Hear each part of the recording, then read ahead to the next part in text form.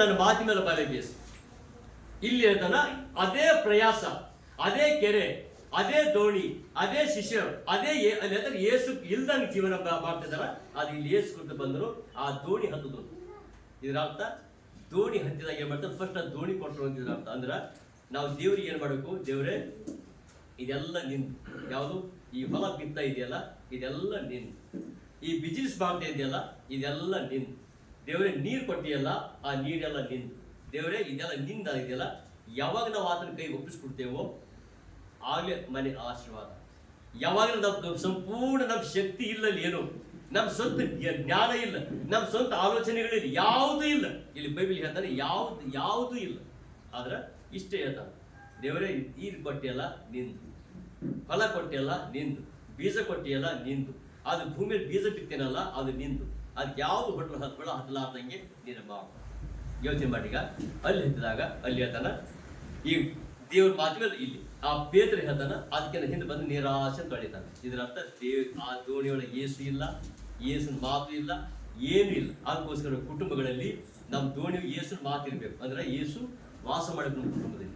ಆ ಏಸು ವಾಸ ಮಾಡಿದಾಗ ಹೇಳ್ತಾನ ಮೀನುಗಳು ಸಿಕ್ಕು. ಎಷ್ಟು ಸಿಕ್ಕ ಹೇಳಿ, ರಾಶಿ ಹೆಂಗೆ ರಾಶಿ ಇಷ್ಟಿರ್ತಾವ,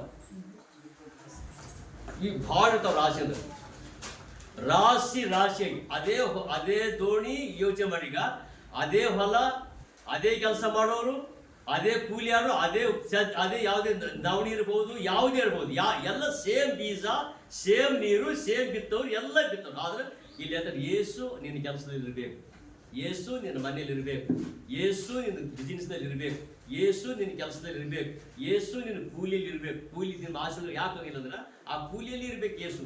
ಅಂದ್ರೆ ಅರ್ಥ ಆ ಏಸು ಕೃಷ್ಣನ ಆಶೀರ್ವಾದ ಮೇಲೆ ಇರಬೇಕು ಅಂತಿದ್ರ ಅರ್ಥ. ಇಲ್ಲಿ ಅದನ್ನ ಆ ದೋಣಿ ಮೇಲೆ ಅಲ್ಲಿ ಯಾವಾಗ ಬಿಟ್ಟಾಗ ಆ ಎಲ್ಲ ಕೆರೆಗಳೆಲ್ಲ ತಿರುಗಿದಾಗ ಇವ್ರೇನು ದೇವ್ರು ಇಲ್ಲದ ಜೀವಿತ ಮಾಡಿ ರಾತ್ರಿ ಎಲ್ಲ ಪ್ರಯಾಸ ಪಟ್ಟಿದ. ಆದ್ರೆ ಏಸು ಒಂದೇ ಹೇಳ್ತಾನೆ ಆ ದೋಣಿ ಕೊಡು ಅಂದ್ರೆ ಅರ್ಥ ದೋಣಿ ಕೊಡು. ದೇವ್ರಿಗೆ ಕೊಡ್ತೇವ ಎಲ್ಲ ಹೋಗಿ ಸರಿ ಹೇಳಿಬಿಟ್ಟಲ್ಲ, ಕೊಡ್ತೇವೆ ಇಲ್ಲಂತಲ್ಲ. ಯಾವ ನೋಟು ಯಾವುದು ದೊಡ್ಡದ ಸಣ್ಣದು? ನಮ್ದು ಆಶೀರ್ವಾದ ಎಷ್ಟು ಬೇಕು ಹೇಳಿ, ಆಶೀರ್ವಾದ ಎಷ್ಟು ಬೇಕು ಹೇಳಿದ್ರು ಗೊತ್ತಾಗಲ್ಲ. ಆಶೀರ್ವಾದ ಎಷ್ಟು ಅಲ್ಲಿ ಎಲ್ಲ ಗೊತ್ತಾಯ್ತದ, ಮತ್ತೆ ಹಿಂಗಂದ್ರೆ ಮತ್ತೆ ಪಾಸ್ ಏನಂತ ತಗೋತೀವಿ, ಅದೊಂದೇ ಭಯ ನಮ್ಗಲ್ಲ. ಹಿಂಗಂದ್ರೆ ಮತ್ತೇನಂತ ತಗೋತೀವಿ, ಏನಂಬಲ್ಲಿ ಏನು ಗೊತ್ತಾ, ಮಾರ್ಕೆಟಿಗೆ ಹೋದಾಗ ನಾವು ಸಂತಿ ಆರ್ಡರ್ ಮಾಡ್ತೇವೆ, ಅದ್ರ ಗೊತ್ತಿರ್ಬೋದಲ್ಲ ಸಂತಿ ಅಂದಾಜು ಚಲೋದು ಎಷ್ಟು ಮಾಡ್ತೇವೆ, 500-1000 ರೂಪಾಯಿ. ನೀವೇ ನಾನೇ ಹೇಳ್ತೀವಿ ಬಿಟ್ಟು 1000 ರೂಪಾಯಿ 500. ಹೌದಾ? ಒಂದು ಬಟ್ಟೆ ಅಂಗಡಿ ಹೋದೆವು, ಅಂತಿಂತ ಬಟ್ಟೆ ಲಾಸ್ಟ್ ಯಾವ್ದು 10 ರೂಪಾಯಿ ಖರೀದಿ ಮಾಡ್ತೇವೆ, ಚಲೋದು ಮಾಡ್ತೇವೆ. ಅಂದ್ರೆ ಅರ್ಥ ಎಲ್ಲ ಚಲೋ ಮಾಡ್ತೇವೆ. ಆ ಎಲ್ಲ ಚಲೋದು ಮಾಡಿ ಲಾಸ್ಟ್ ಏನು ಉಳಿದೋ ಆವಾಗ ದೇವ್ರು ಬಂತು. ಅಂದ್ರೆ ಅರ್ಥ ನಾವು ಮೊದಲೇ ಸ್ಥಾನ ಬಿಟ್ಟೆ ದೇವ್ರಿಗೆ ಲಾಸ್ಟ್ ಸ್ಥಾನ ಇಟ್ಟೆವು. ಲಾಸ್ಟ್ ಕೊನೆಯ ಸ್ಥಾನದಲ್ಲಿ ಏನಂದ್ರೆ ಕೊನೆಯ ಸ್ಥಾನದಲ್ಲಿ ಇಟ್ಟಾಗ ದೇವ್ರು ನಮ್ಮನ್ನು ಮುಂದೆ ಕಳಿಸ್ತಾರ, ನಮ್ಮನ್ನು ಕೊನೆಯ ಸ್ಥಾನಕ್ಕೆ ಕಳಿಸ್ತಾರ. ಆತನ ಎಲ್ಲ ಮಾಡ್ತಾ ಇದೆಯಲ್ಲ, ಆದ್ರೆ ರಾತ್ರಿ ಎಲ್ಲ ಪ್ರಯಾಸ ಪಟ್ಟರು. ಆದ್ರೆ ಅರ್ಥ ದೇವ್ರಿಗೆ ಬಿಟ್ಟು ಅಂತಿರ ಅರ್ಥ. ಆ ದೇವ್ರ ಮಾತ್ರ ನಂಬಿಕೆ ವಿಶ್ವಾಸ ಇಟ್ಟಿಲ್ಲ ಇವ್ರಿಗೆ. ಆತನ ನಂಬಿಕೆಯಲ್ಲಿ ಅಂತಾನ ಆ ದೇವ್ರ ಹೇಳ್ತಾನ ರಾತ್ರಿ ಎಲ್ಲ ಪ್ರಯಾಸ ಪಟ್ಟಿಯಲ್ಲ, ಅಲ್ಲಿ ಖರೀದಿ ಮಾಡಿ ಇದು ಖರೀದಿ ಮಾಡಿ ಅದು ಎಲ್ಲ ತಗೊಂಡ್ಬಿಟ್ಟು ಅದು ಕೊನೆದಾಗ ಹೇಳ್ತಾನ ಆ ದೇವ್ರ ಹೇಳ್ತಾನ ದೋಣಿನ ಕೊಟ್ಬಿಟ್ಟು, ಪೇತ್ರ ನೀನು ದೋಣಿ ಕೊಟ್ಬಿಟ್ಟು ಆ ದೋಣಿ ಯಾರು ತಗೊಂಡ್ಬಿಟ್ಟನ ತಗೊಂಡು ಹೋಗ್ಬಿಟ್ಟಿಲ್ಲ. ಆತ ಹೇಳ್ತಾನೆ ಜಸ್ಟ್ ಹತ್ತಿ ಉಪದೇಶ ಮಾಡಿದಾಗ ಈಗ ಬಲೆ ಬೀಸು. ಅದೇ ದೋಣಿ. ಇವು ಯೋಚನೆ ಮಾಡಿ, ಈಗ ನಮ್ಮ ಹೊಲಗಳು ಅದೇ, ನಮ್ಮ ಬಿಸಿನೆಸ್ ಅದೇ ಪ್ಲೇಟ್ಗಳು, ಅದೇ ಡೇಕ್ಷ, ಅದೇ ರ್ಯಾಷನ್ ಎಲ್ಲ ಅದೇ ಇದೆ. ಆದ್ರೆ ಆ ಏಸು ಹತ್ತಾದಂಥ ದೋಣಿ ಬೇರೆ, ಏಸು ಹತ್ತಿದ ದೋಣಿ ಬೇರೆ. ಆ ಏಸು ಯಾವಾಗ ಹೊಲ್ದಾಗಿರ್ತಾನೋ ಆ ಏಸು ಹೊಲ ಇದ್ದೀನಿ ಬೇರೆ, ಹೊಲ್ದಾಗ ಇಲ್ಲಿ ಏಸು ಬೇರೆ. ಹೊಲ್ದಾಗ ಇಲ್ದಲ್ಲ, ಏಸು ಹೊಲ್ದಾಗಿಲ್ಲ. ಎಷ್ಟು ಬಿತ್ತಿದ್ರು ಸರಿ ಹೋಗಲ್ಲ, ಎಷ್ಟಾದ್ರು ಬಿತ್ತಿದ್ರ ಚೆನ್ನಾಗಿ ಖುಷಿ ಪಡ್ತೇವೆ, ಭಾಳ ಖುಷಿ ಪಡ್ತೇವೆ. ಏನ್ ಪಡ್ತೇವೆ, ಎಂತ ಬೆಳೆ ಪೈ ಸರಿ ಈಗ ಬರ್ಬೋದೇನೋ, ಇಷ್ಟು ಬರ್ಬೋದೇನೋ. ಅದು ಬೈಬಲ್ ಹಗ್ಗದ ಪ್ರವಾದ ಅಂತ ಹೇಳ್ತಾರೆ. ಏನು ಗೊತ್ತಾ, ನೀನು ಭಾಳ ಖುಷಿ ಪಟ್ಟು ಅದು ಯಾವಾಗ ನೀವು ರಾಶಿ ತಂತೇವೋ ಅದ್ರ ಮೇಲೆ ಉಸಿರು ಬಿಟ್ಟೇನು ಅಂದ್ರೆ ಅದ್ರ ಮೇಲೆ ಉಸಿರು ಬಿಟ್ಟಾಗ ಮತ್ತೆ ಎಲ್ಲ ಖಾಲಿ ಹೋಗ್ಬಿಟ್ಟು ಬಂದಿರ ಅರ್ಥ. ಬೈಬಲ್ ಹೇಳ್ತಾನ ಹಾಗೆ ನನಗೆ ಮೊದಲೇ ಸ್ಥಾನ ಕೊಡು. ಇಲ್ಲಿ ಹೇಳ್ತಾನ ಆಮೇಲೆ ಹೇಳ್ತಾನೆ ಈಗ ದೋಣಿ ಹತ್ತದನು ಉಪದೇಶ ಮಾಡಿದ್ರು. ಪೇತ್ರ ಸೀಮೋನ ಇದ್ದಾರ, ಯೇಸು ಇದ್ದಾನ, ಉಪದೇಶ ಇದೆ. ಬಂದು ಹೇಳ್ತಾರೆ, ಎಲ್ಲ ಬಂದು ಹೇಳ್ತಾರ ಈಗ ಬೀಸು.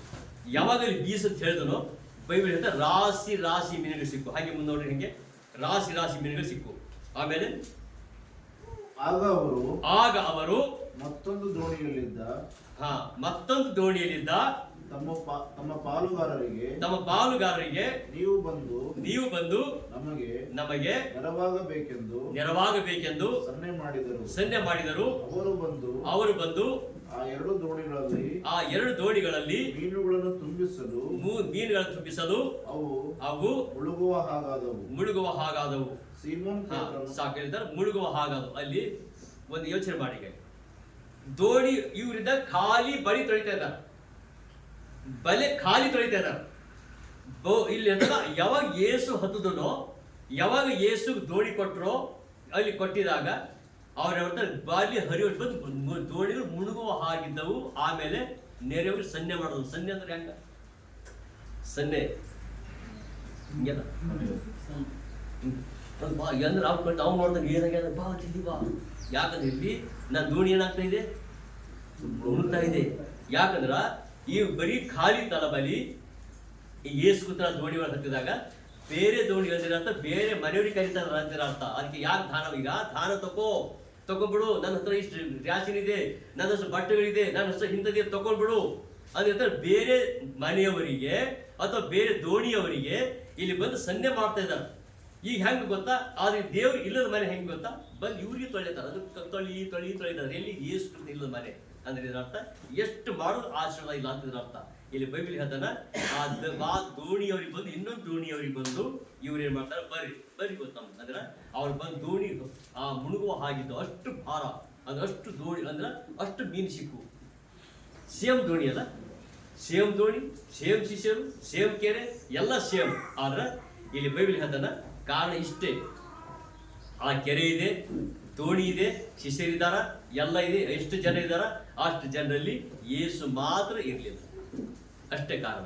ಏಸನ ಈಗ ಬಂದನು, ಯೇಸು ಬಂದು ಆ ದೋಣಿ ಒಳಗೆ ಹತ್ತು. ಇದರ ಅರ್ಥ ಯೇಸು ನಮ್ಮ ಮನೆಯೊಳಗೆ ಇರಬೇಕು ಅಂತ ಇದರ ಅರ್ಥ. ಯೇಸು ನಮ್ಮ ಬಿಸಿನೆಸ್ನಲ್ಲಿ ಇರಬೇಕು, ಯೇಸು ನಮ್ಮ ಹೊಲದಲ್ಲಿ ಇರಬೇಕು, ಯೇಸು ನಮ್ಮ ಕೆಲಸದಲ್ಲಿ ಇರಬೇಕು, ಯೇಸು ನನ್ನ ಡ್ಯೂಟಿಲಿ ಇರಬೇಕು. ಅಂದಾಗ ಮಾತ್ರ ಆ ಪೇಮೆಂಟ್ಗೆಲ್ಲ ಆಶೀರ್ವಾದ ಸಾಧ್ಯ ಇರ್ತದೆ. ಎಲ್ಲಿ ತನಕ ಆ ಯೇಸು ಇರುವುದಿಲ್ಲ ಅಲ್ಲಿ ತನಕ ರಾತ್ರಿ ಎಲ್ಲ ಪ್ರಯಾಸ ಪಡ್ತೇವೆ.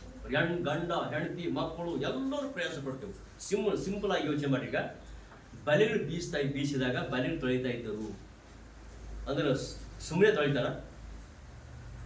ಏನು ಅನ್ಕೊಂಡಿದ್ರು? ಸುಮ್ಮನೆ ನೀವು ಹೊಲಕ್ಕೆಲ್ಲ ಕೆಲ್ಸ್ಕೊಬಿಟ್ರೆ ತಿಳ್ಕೊರಿ. ಎಲ್ಲೋ ಹೊಲಕ್ಕೆ ಹೋಗ್ತೀರಿ, ಎಲ್ಲೋ ಹೋದಾಗ ಖಾಲಿ ಚೀಲ ತಂದಿರಪ್ಪ ಸಂತಿಗೆ ಹೋಗಿ, ಖಾಲಿ ಚೀಲ ಏನು ಸಿಗಲಿಲ್ಲ.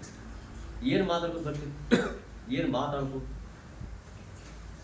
ಸುಮ್ಮನೆ ಈಗ ಎಕ್ಸಾಂಪಲ್, ಈಗ ಹೋದೆವು, ಖಾಲಿ ಬಂದೆವು, ಕೊಪ್ಪಳ ಏನು ಸಿಗಲಿಲ್ಲ.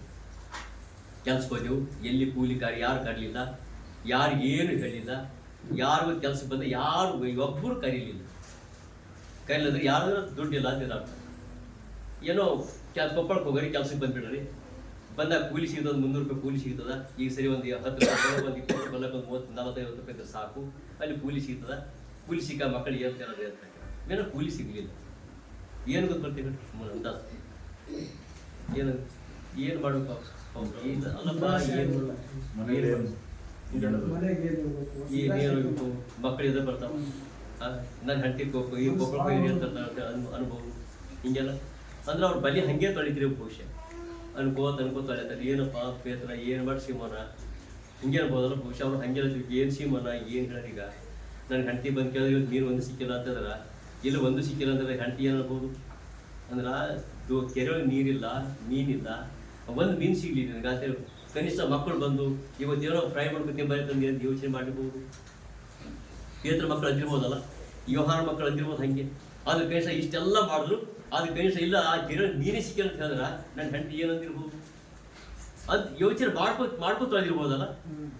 ಅಂದ್ರಿದ್ರ ಅರ್ಥ ಆ ಯೋಚನೆಗಳು ಬೈಬಲ್ ಇನ್ನೊಂದು ಮಾತಾಡ್ತಾರೆ. ಏನಂತ ಗೊತ್ತಾ? ಕೀರ್ತನೆ 139 ಅಲ್ಲಿ ಹೇಳ್ತಾನ, ಆಲೋಚನೆಗಳು, ಆ ಆಲೋಚನೆಗಳು ಹೆಂಗಿರ್ತ ಗೊತ್ತಾ? ಆಲೋಚನೆ ಅಂತ್ಯ ಆಲೋಚನೆ ಮಾಡ್ಬಿಡೋದು. ಇದನ್ನ ಆಲೋಚನೆ ಕೀರ್ತನೆ 127 ಮಾತಾಡ. ಕೀರ್ತನೆ 139 ಅಧ್ಯಾಯ 39.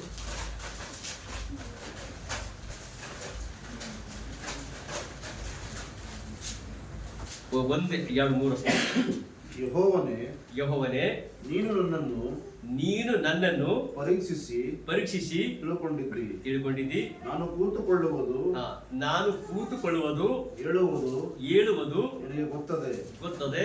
ದೂರದಿಂದಲೇ ನನ್ನ ಆಲೋಚನೆಗಳನ್ನು ಬಲ್ಲವನಾಗಿರುತ್ತಿ. ಸಾಕು. ದೂರದಿಂದಲೇ ಆ ಬಲೆ ತೊಳೆಯುತ್ತಿರುವಾಗಲೇ ಯೇಸು ಅವ್ರ ಆಲೋಚನೆಗಳು ಬಲ್ಲವನಾದ. ಅದು ಏನಾಗಿರೋದ್ರ ಇವ್ರು ಹಿಂಗೇ ಯೋಚನೆ ಮಾಡ್ತಾ ಇವ್ರು ಅಂತ ಯಾರೋ ಪೇತ್ರ. ರಾತ್ರಿ ಎಲ್ಲ ನಿದ್ದೆ ಇತ್ತು, ರಾತ್ರಿ ಎಲ್ಲ ಬಲೆ ಬೀಸವ್.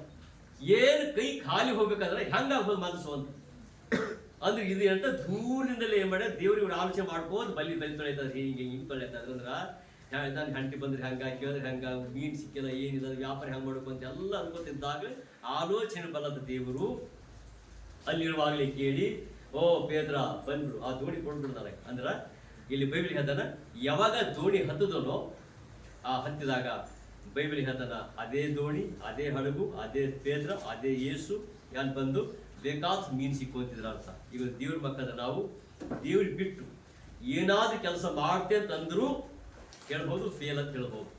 ಫೇಲ್ ಅಂದ್ರೆ ಫೇಲ್ ಅಂದ್ರೆ ಪ್ರಯಾಸ ಸುಮ್ಮನೆ ವೇಸ್ಟ್ ಅಂತಿದ್ರ ಅಂತ. ಸುಮ್ಮನೆ ನಿದ್ದೆ ಹಾಡು. ಈಗ ರಾತ್ರಿ ಎಲ್ಲ ಪ್ರೇಯರ್ ಮಾಡ್ದೆ, ಪಾಲೆಟ್ ಪ್ರೇಯರ್ ಎಲ್ಲ ಭಜನೆ ಮಾಡ್ತಾ ಎಲ್ಲ ಹುಡುಗಿ ಪ್ರಾಯಡ್ ಆಗ್ಬಿಟ್ರು, ಮಗು ಬಿಟ್ರೆ ಹೆಂಗ? ದೇವ್ರ ಆಸೋದು ಬೇಕಲ್ಲ. ಅಂದ್ರೆ ಅರ್ಥ ಆ ದೇವ್ರ ಆಸೋದು ಬೇಕು. ಈಗೆಲ್ಲ ದಿನ ಎಲ್ಲ ಕೆಲಸ ಮಾಡಿದ್ವಿ, ಕೆಲ್ಸಕ್ಕೆ ಕಾಲ ಒಂದು ಎಕ್ಸಾಂಪಲ್. ಈಗ ಮುಂಜಾನೆ ಹಿಡ್ಕೊಂಡು ಸಾಯಂಕಾಲ ದುಡ್ಲೆ ಕಲ್ತಾರೆ ಯಾರೋ ನಿಮ್ಮ ಕೆಲಸ ಮಾಡಿ ಮುಂಜಾನೆ ಹಿಡ್ಕೊಂಡು ಸಾಯಂಕಾಲ ಬಂದು 5 ಗಂಟೆ ದುಡಿದು ಬಿಟ್ರಿ ಹೇಳ್ಬೇಕು, ಇಲ್ಲ ಹೋಗ್ಬಿಡಪ್ಪ ವಾಪಸ್ ಅಂತ ಹೇಳ್ಬೇಕು. ಹಂಗೆ ಮಾಡ್ತೀನಿ. ಹುಡ್ತಿ ಜಗಳ ದುಡ್ಡು ಕೊಡು, ನಾ ಹೋಗಲ್ಲ, ದುಡ್ಡು ಕೊಡು, ಯಾರು ಫ್ರೀ ಹಿಂಗೇನ? ಅದ್ರ ಸುಮ್ಮನೆ ಹೋಗಲ್ಲಪ್ಪ, ಮುಂಜಾನೆ ಹಿಡ್ಕೊಂಡು ಸಾಯಂಕಾಲ ದುಡ್ದೇನ ಇಲ್ಲಿ. ಹೌದಿಲ್ಲ? ಇಲ್ಲಿ ಆ ದೇವರ ಬಿಟ್ಟು ಬ್ಯಾಡ ಪಾಪ, ಈ ಯೋಗ ಎಲ್ಲ ಕಚ್ಚಾಡ್ತಾವ, ಏನ್ ಮಾಡ್ಬೇಕಂತ ಹ್ಯಾಂಗ್ ಮಾಡ್ಬೇಕು ಅಂತ ಹೇಳಿದ್ರ ಈ ದೂರಿಂದ ಆಲೋಚನೆ ಮಾಡಿದಾಗ ನನ್ಗೆ ಗೊತ್ತಿತ್ತು ಮನೆಗೆ ಚಾಡ ಆಡ್ತಾವ ಅಂತ ಹೇಳಿ. ಯಾರು ಅಲ್ಲ ಪೇತ್ರ ಹೆಂಗ್ ಬಲಿ ಬೀಸಿರ್ಬೋದು ಹೇಳು? ಅವ್ನಿಗೆ ಪೇತ್ರ ಹೆಂಡತಿ ಅಂತಿಲ್ಲ ನಾವು. ಅದೇ ಅಂತ ಕೆರೆ ಒಂದು ಮೀನು ಸಿಗ್ಲಿಲ್ಲ. ಏನ್ ಹೇಳ್ದ ಪೇತ್ರ? ಇಲ್ಲ ಅಂತ ಹೇಳಿ. ಏನ್ ಮೀನಿಲ್ಲ, ಜಗಳ ಆಡ್ತದ ಗೊತ್ತಿತ್ತು.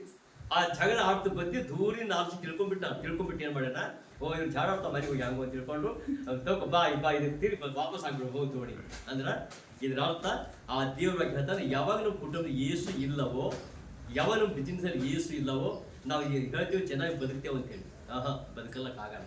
ನಿಮ್ಗೆ ಹೇಳ್ತೆ, ಎಷ್ಟೇ ದುಡೀರಿ, ಎಷ್ಟೇ ಪೇಮೆಂಟ್ ಇರಲಿ, ಎಷ್ಟೇ ಫಲ ಇರಲಿ, ಎಷ್ಟೇ ಆಸ್ತಿ ಇರಲಿ, ಎಷ್ಟೇ ಅಂತಸ್ತು ಇರಲಿ, ಆದ್ರೆ ಹೇಳ್ತೀನಿ ನಿಮ್ಗೆ ನೀವು ಸರಿ ಬದುಕಲಿಕ್ಕಾಗಲ್ಲ.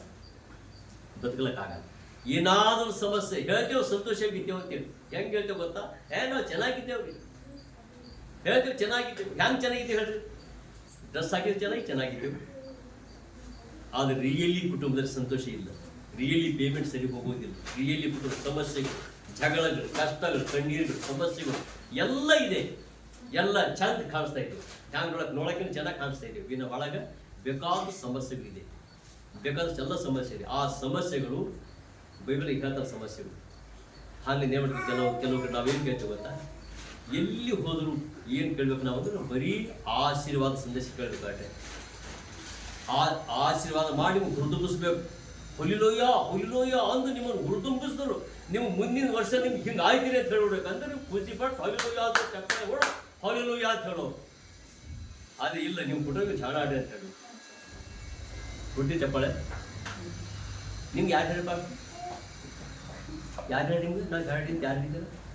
ಹಿಂಗೆಲ್ಲ ಜಗಳ ಆಡೋಣ ನಿಮ್ಗೆ ಯಾರು ಹೇಳಿದಾರ ಅಂತ ಹೇಳಿ ಆಶೀರ್ವಾದ ಮಾಡ್ತಾ ನಿಮ್ಗೆ ಅಂತ ಹೇಳಿದಾಗ, ಇಲ್ಲ ಯಾರು ದೊಡ್ಡ ಶ್ರೀಮಂತ ಭಾಳ ಆಶೀರ್ವಾದ ಮಾಡಿ ಅಂದ್ರೆ ಯಾರು ಹೇಳಿದಾರಲ್ಲಿ ಹೊಲಿಲೋಯ ನನಗೂ ಬೇಕಂತ ಆಶೀರ್ವಾದ ಅಂತ.